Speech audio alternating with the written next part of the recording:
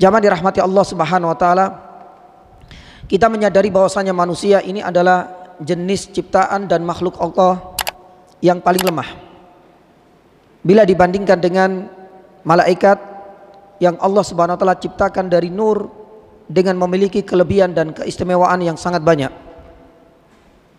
Dibandingkan pula dengan jin yang Allah Subhanahu wa taala ciptakan dari api yang begitu panas dengan memiliki kelebihan yang Allah Subhanahu wa taala karuniakan pula kepada bangsa jin. Adapun manusia ini sangat lemah.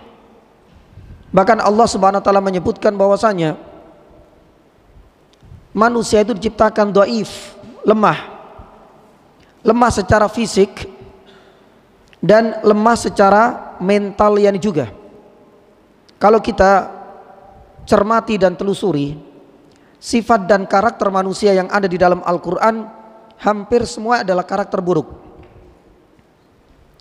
Di dalam Al-Quran Allah Subhanahu wa taala berfirman, innahu kana zaluman jahula. Karakter manusia itu adalah zalum, suka berbuat zalim kepada sesama, jahul, bodoh dan dungu. Manusia halua, suka berkeluh kesah.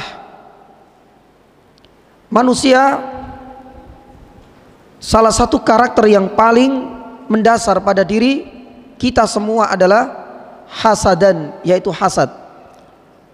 Semua ini adalah di antara karakter buruk yang Allah Subhanahu wa taala sebutkan di dalam Al-Quran supaya kita sadar diri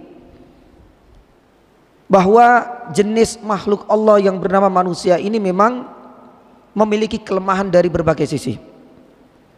Maka tatkala kita merasa diri ini lemah, tentu kita harus selalu bersandar kepada yang maha kuat. Kita harus selalu menggantungkan harapan, keinginan dan doa kita kepada zat yang maha agung, yang maha besar, dan itu adalah Allah Subhanahu wa taala. Maka salah satu di antara hikmah dan pelajaran penting dari kita sebagai makhluk lemah yang selalu dituntut dan diwajibkan untuk bersandar kepada Allah Subhanahu wa taala, Allah Subhanahu wa taala tunjukkan kepada kita kelemahan kita ada di dalam surat An-Nas yang akan kita bahas pada malam hari ini.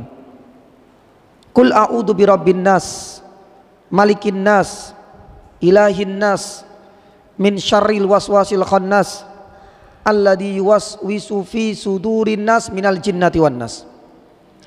Ayat ini hampir semua kaum muslimin sudah mampu menghafalkannya semenjak kecil.